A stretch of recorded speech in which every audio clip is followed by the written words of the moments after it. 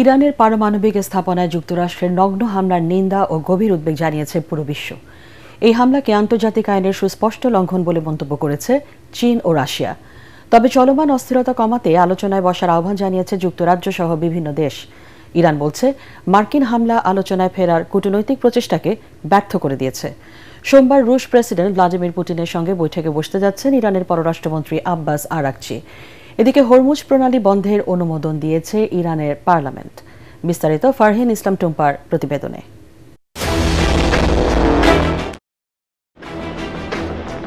শনিবার রাতে operation midnight hammer অভিযানে ইরানের পারমাণবিক স্থাপনায় হামলা চালায় যুক্তরাষ্ট্র। মার্কিন B-2 বোমারু বিমান থেকে একের পর এক শক্তিশালী বোমা নিক্ষেপ করা হয় ইরানের নাতাঞ্জ, ইস্পাহান ও ফোর্দো পারমাণবিক স্থাপনায়। এক সপ্তাহ ধরে চলা ইরান ইসরায়েল সংঘাতে যুক্তরাষ্ট্র সরাসরি জড়িয়ে পড়ায় মধ্যপ্রাচ্যে উত্তেজনা আরও ছড়িয়ে পড়ার আশঙ্কাকে জোরালো করল। এ নিয়ে গভীর উদ্বেগ জানিয়েছে জাতিসংঘ, যুক্তরাজ্য, চীন, জাপান, রাশিয়া সহ বিভিন্ন দেশ। এ পরিস্থিতিতে সব পক্ষকে সংযত হবার আহ্বান পুনর্ব্যক্ত করার পাশাপাশি কূটনৈতিক সমাধান খোঁজার কথাই বলছেন বিশ্ব নেতারা। চলমান পরিস্থিতিকে রাজনৈতিক ও কূটনৈতিক পথে ফিরিয়ে নেওয়ার উপযুক্ত পরিবেশ তৈরিতে প্রচেষ্টা বাড়ানোর উপর জোর দিচ্ছি আমরা। মার্কিন হামলার তীব্র নিন্দা জানিয়ে চীনা পররাষ্ট্র মন্ত্রণালয় জানিয়েছে, যুক্তরাষ্ট্রের এই পদক্ষেপ মধ্যপ্রাচ্যে উত্তেজনা আরও বাড়াচ্ছে। একটি সার্বভৌম রাষ্ট্রের ভূখণ্ডে ক্ষেপণাস্ত্র ও বোমা হামলা যুক্তরাষ্ট্রের দায়িত্বজ্ঞানহীন সিদ্ধান্ত বলে মন্তব্য করেছে রুশ পররাষ্ট্র মন্ত্রণালয়। এক বিবৃতিতে জানায়, যে যুক্তি দেয়া হোক না কেন, এই হামলা আন্তর্জাতিক আইন, জাতিসংঘ সনদ এবং নিরাপত্তা পরিষদের প্রস্তাবের সুস্পষ্ট লঙ্ঘন। এদিকে প্রেসিডেন্ট পুতিনের সঙ্গে গুরুত্বপূর্ণ আলোচনায় বসতে রাশিয়া যাচ্ছেন ইরানের পররাষ্ট্রমন্ত্রী আব্বাস আরাকচি। সোমবার এই বৈঠক হবার কথা রয়েছে।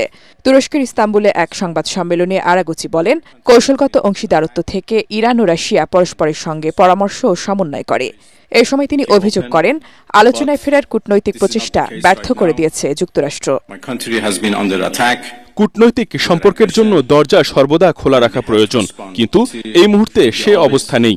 আমার দেশ আক্রমণের শিকার হয়েছে, আগ্রাসনের মধ্যে রয়েছে এবং আমাদের নিজেদের প্রতিরক্ষার বৈধ অধিকার অনুযায়ী প্রতিক্রিয়া জানাতে হবে। যতক্ষণ এটি জরুরি ও প্রয়োজনীয় ততক্ষণ আমরা তা করব। এদিকে ইরানে মার্কিন হামলার পর সকালে বেন গুরিয়ন বিমানবন্দর সহ তেল আবিব, কারমেল, হাইফা উত্তরাঞ্চল সহ ইসরায়েলের 10টি স্থানে হামলা চালিয়েছে ইরান। এসব হামলায় 11 জন আহত হয়েছে বলে জানিয়েছে দেশটির জরুরি পরিষেবা সংস্থা MDM। পরবর্তী নির্দেশ না দেওয়া পর্যন্ত নিজেদের আকাশসীমা বন্ধের ঘোষণা দিয়েছে ইসরায়েল। এছাড়া যুক্তরাষ্ট্রের হামলার ঘটনায় আন্তর্জাতিক পারমাণবিক শক্তি সংস্থা IAEA প্রধানকে চিঠি দিয়ে তদন্তের দাবি জানিয়েছে ইরান। সোমবার সংস্থার বোর্ড অব গভর্নররা জরুরি বৈঠকে বসবেন বলে জানিয়েছেন সংস্থাটির প্রধান রাফায়েল গ্রোসি। এর আগে ইরানের পারমাণবিক স্থাপনায় হামলার পরও আশপাশের এলাকায় তেজস্ক্রিয়তার মাত্রা বৃদ্ধির কোনো তথ্য পাওয়া যায়নি বলে জানায় আন্তর্জাতিক পারমাণবিক শক্তি সংস্থা। ফারহিন ইসলাম টুম্পা, ATN বাংলা।